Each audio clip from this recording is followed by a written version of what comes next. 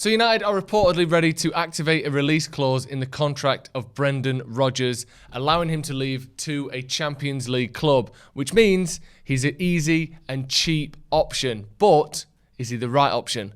Let's have a look at the style, tactics and history of Brendan Rodgers and find out.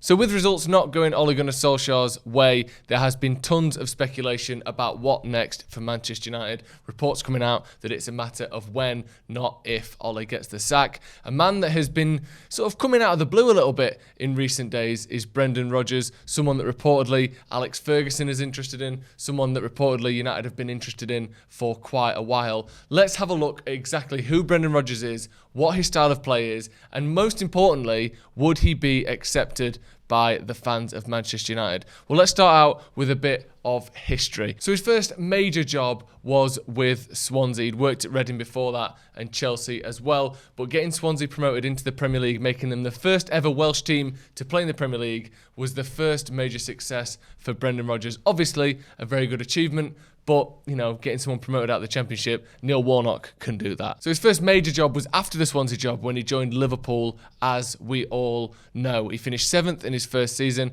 which was one place higher than they'd finished the season before under Kenny Dalglish. But it was that second season, the 2013-14 season, where he really made his name. We all kind of know what happens here. 5 points clear with 3 games to play. Steven Gerrard slips against Chelsea. They follow that up with a 3-3 draw against Crystal Palace, having led 3-0 in the first place. Now, as United fans, we're all very happy with that. One of the great memories of a time that wasn't particularly fun for Manchester United fans. But if we're looking at him coming in as the next Manchester United manager, we kind of have to accept the fact that he bottled that. And whilst that's good for us then, that isn't good for us now. Manchester United need someone that is a proven winner. One of the biggest criticisms of Ole Gunnar Solskjaer is that he hasn't done it when it counts. He hasn't managed to keep his bottle. We saw the final against Villarreal.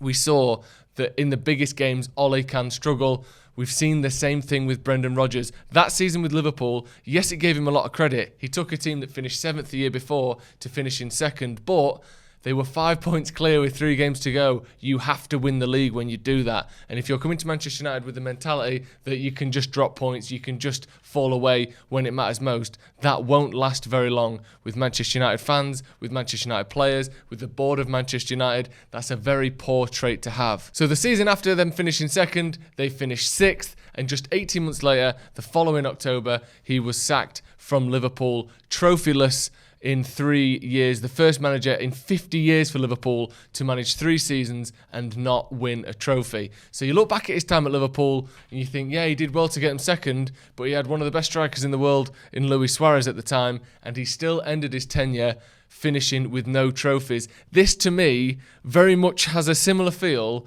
as Ole Gunnar Solskjaer at Manchester United. Never got quite as close as Liverpool did, but you finish 2nd, and the next season, the cracks begin to show, and you leave trophyless. Obviously, Ole hasn't left us yet, but there are a lot of comparisons to be made with Brendan Rodgers at Liverpool and Ole Gunnar Solskjaer so far at Manchester United, if you ask me, and that is a worry. From there, Brendan Rodgers went to rescue his career with Celtic, where you have to say he did a fantastic job, or basically as well as he could have. You don't get that much credit for winning with Celtic, especially during a time when they were completely dominant, but you know what? He went there, the job was to win, and he won. He won back-to-back trebles and was on for a 3rd treble before leaving the club to join Leicester. So yes, he's done well in Scotland, but again, with very little competition and a team that was expected to win. Little did he do in Europe during that time as well. So, you know, he's done well, but has he really exceeded expectation? That would be the question for me. And before we move on to his tactics, he is now the manager of Leicester,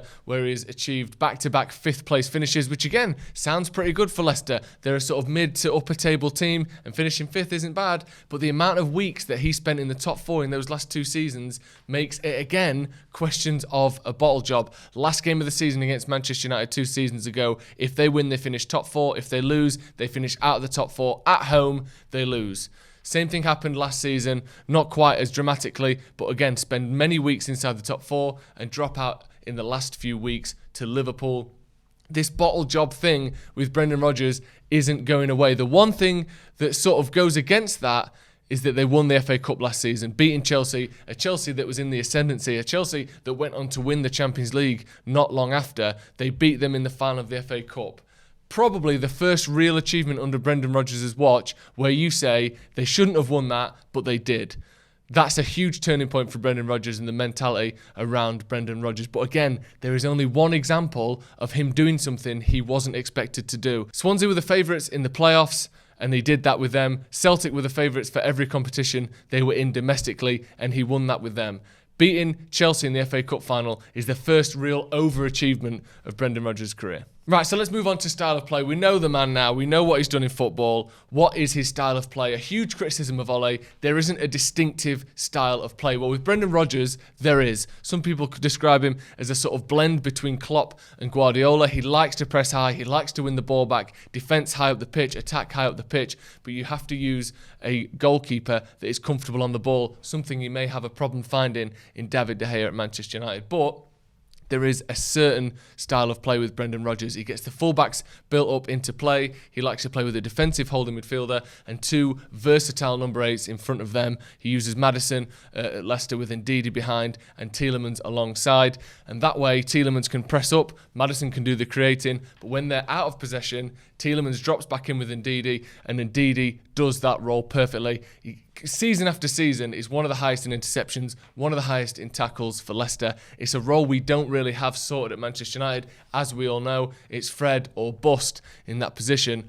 But that's the way he likes to set up his midfield. His central midfielders then push into the box and allow overloads between the lines of the defence of the opposition. Very similar to City, where you'll see the likes of Gundogan or in the past David Silva drift into those positions. The wingers find them, they cut the ball back. Brendan Rodgers does a similar thing. His midfielders push into the box for the fullbacks to find those runs, and cutbacks to the wingers and strikers are always on. There is a distinctive style of play. We saw it against Man United in the 4-2, the way that they just saw United's press wasn't working and they just passed straight through it. He said to his team, this press isn't working, you stand here, you stand there, you stand there, and 3 passes later, they were on our box time and time again. He likes playing the ball out from the back, and he's one of the few managers that we've been linked with that I believe could get Pogba and Bruno in the same team. You look at Maddison and Tielemans at Leicester, you could imagine Bruno as a better version of Maddison. Pogba as a slightly less versatile but better version of Yuri Tielemans. The one role we don't have is that man in behind. But if you can get Pogba and Bruno working in the same team, we're on for something there. That's one problem that Ole's had. He's never quite managed to fit them in. Pogba doesn't want to play as a number 6. Bruno isn't getting dropped anytime soon, and Rashford on the left means that Pogba cannot play in that position. Brendan Rodgers could get all of those players working together, which is something that's pretty crucial, especially when you consider that United have offered Pogba a reported £400,000 a week contract to stay at Manchester United. If he signs that, we have to get him in the squad, because otherwise it's a colossal waste of money. I don't think Manchester United intend to do that again after the Alexis Sanchez debacle. Up front, he plays Jamie Vardy as a single striker again. You're looking at improvements, you're looking at upgrades. Cristiano Ronaldo is the ultimate poacher. He can work perfectly in that system, finding spaces in the box, finding movement, being fed balls from these overloaded positions with the midfielders, the wingers and the fullbacks supporting as well. Cristiano Ronaldo would work perfectly in this system. And for me, that's the main benefit of Brendan Rodgers. There is a distinct style of play that seems to suit the way us as United fans, or me as a United fan, want to see United play. I want to see pressing, I want to see fast, intense football, I want to see counter-attacks, and I want to see United play freely, but with a fallback that when we don't know what to do, when we find it difficult to break teams down, there is a set style of play, there are set structures that you can rely upon to break teams down consistently. Brendan Rodgers definitely delivers that. You can say what you want about his end product, his sort of that ability to get teams over the line, but the way he sets his teams up when they're at their best is phenomenal. And that's one thing where I think anyone as a United fan can say he does good things with the teams he manages. Whether he's got that final 5%, which we call Ole out for not having potentially, that remains a question. But the way he sets his teams up is far more tactically advanced than what we're currently seeing at Manchester United. And I think, as I said before, is a style that uses width, uses wingers, uses high pressing, high attacking fullbacks, and I think that's something as Manchester United fans we would all like to see. So the big question for me is, would he be accepted at Manchester United? Now you have to ask that about any manager. Would Ten Hag be accepted? Would Nagelsmann be accepted? Would Klopp or Tuchel or whoever it may be accepted at Manchester United? And for me the biggest problem it's the elephant in the room. He managed Liverpool. And that's going to be, for some people, and that's it. You cannot manage Manchester United. He said himself, Brendan Rodgers, in 2015, when you manage Liverpool, you know the Manchester United job is gone. Now, that was 6 years ago. He hasn't obviously been managing Liverpool for that whole time. He left there. He's done other things. He's moved up to a different country in Scotland. He's come back, and he's sort of maybe made some people forget about it, the fact he was a Liverpool manager. But really, we all know it's there. And like I said, to some people, that is just a blanket no. You cannot manage Liverpool and then come and manage Manchester United. But to some people, that's softened in recent years. The fact that he used to manage Liverpool, well, you know what? We're not in the position we once were in terms of getting whoever we want in as manager. He's a good manager who seems to be relatively available from Leicester. Can you put that behind you? We did a poll on our Instagram asking whether you could put that behind you, and 51% of people said no, 49% of people said yes, they wouldn't mind Brendan Rodgers being Manchester United manager. Now, the fact that it's so split, the fact that it's 50-50, to me, isn't necessarily a good sign. Like, when there's the amount of sort of negativity towards Solskjaer at the minute, this feeling of almost anything but Solskjaer, which a lot of people seem to subscribe to, the fact that you're still only getting a 50% sort of like ratio to Brendan Rodgers suggests to me there would be a lot of pushback on this, and I can see why. There's a multiple different reasons. Again, he's managed Liverpool, which for some people is a flat out no. He's also... There are comparisons to be made with the criticisms that people have of Ole Gunnar Solskjaer. Does he have that final push? Does he have that command of a dressing room? That real sort of ego, that energy, that, I don't want to say nastiness, but that final push that takes a team from getting to finals, getting to 5th place, and getting those trophies, getting that Champions League football. He struggled to do that everywhere except in the last season for Leicester winning the FA Cup. He does not quite have that winning mentality to take you all the way, and I don't think that can be doubted. Maybe he can learn that, maybe he has learned that, but in the past, the biggest criticism of Brendan Rodgers is he's a little bit of a bottle job. And coming into United, does Ronaldo care that you've won a couple of trebles in Scotland? Does Ronaldo care that you've won an FA Cup with Leicester? Or does he look at what you've won and who you've managed and think, this CV isn't all that? That if those initial opinions mean a lot, those first interactions mean a lot, and of course the players would give him time. But in 18 months' time, if we haven't won a trophy and we're seeing a lot of the similar things that we're seeing at the moment with Manchester United, do the fans turn on him? Do the players turn on him and say, hang on a sec, you won one FA Cup a couple of years ago and a couple of easy trophies in Scotland with Celtic? That doesn't necessarily give you an extra 6 months of bad form or a time where things can be difficult and people keep the faith. That's the problem. He doesn't have the pedigree of a lot of top managers. And another thing about Brendan Rodgers, which statistically isn't relevant, but he's a bit of a cringeworthy bastard. And it shouldn't matter, this sort of thing. But when you're watching the press conferences, the amount of stick that Ole gets for sort of smiling toward the end of a draw with Everton. Here are some quotes from Brendan Rodgers. This is from The Independent in Ireland, who put together this list of quotes from Brendan Rodgers. Some of these sound too ridiculous to be true. So again, this is The Independent Ireland's quotes from Brendan Rodgers. Let me know if you think these are the words of a Manchester United manager.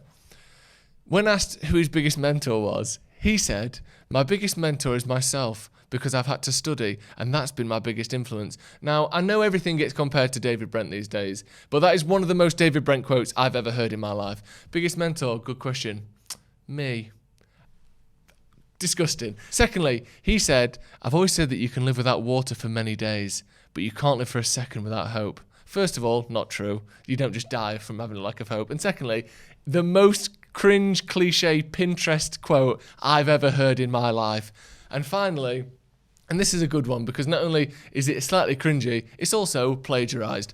I think there's 3 players who will let us down this year: the cause, the fight, everything. And I've written them down already in these 3 envelopes. Make sure you are not in one of the envelopes. Now, not only is that a slightly antiquated way of doing things, but that's also a copy of something Sir Alex did. That is literally lifted straight from the autobiography of Sir Alex Ferguson. Now, people have a go at Ole Gunnar Solskjaer for trying to emulate Sir Alex. I don't think he quotes him verbatim like that and pretends it's his own quote.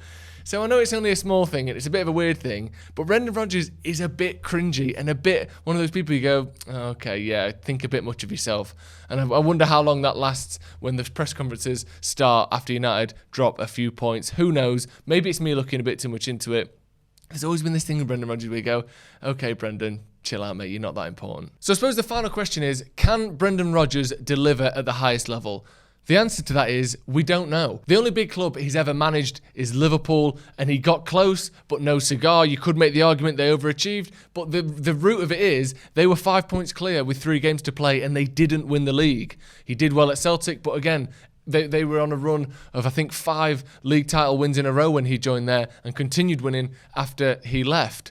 It's not easy to say that Brendan Rodgers is a top manager because he's never proven himself to be a top manager. But does that mean he isn't a top manager? No. Does that mean he can't win those big trophies? No. But I can already see the tweets, the quotes, the question marks. You know, just because he won an FA Cup with Leicester doesn't mean he's good enough to manage Manchester United. And the problem is, you can't really disagree with that. Is he tactically an improvement on Ole Gunnar Solskjaer? Probably. But does that mean he's the man to win Premier Leagues and Champions Leagues with Manchester United, having to overcome the fact he used to manage Liverpool all along the way? No, it doesn't. So let me know what you think in the comments. Is Brendan Rodgers the right man for Manchester United? Can he put this sort of bottler's mantle behind him?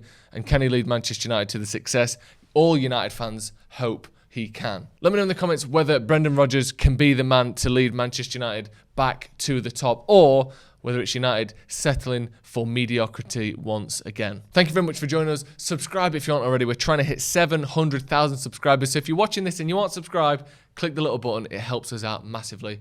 Thanks once again. We'll see you in a bit.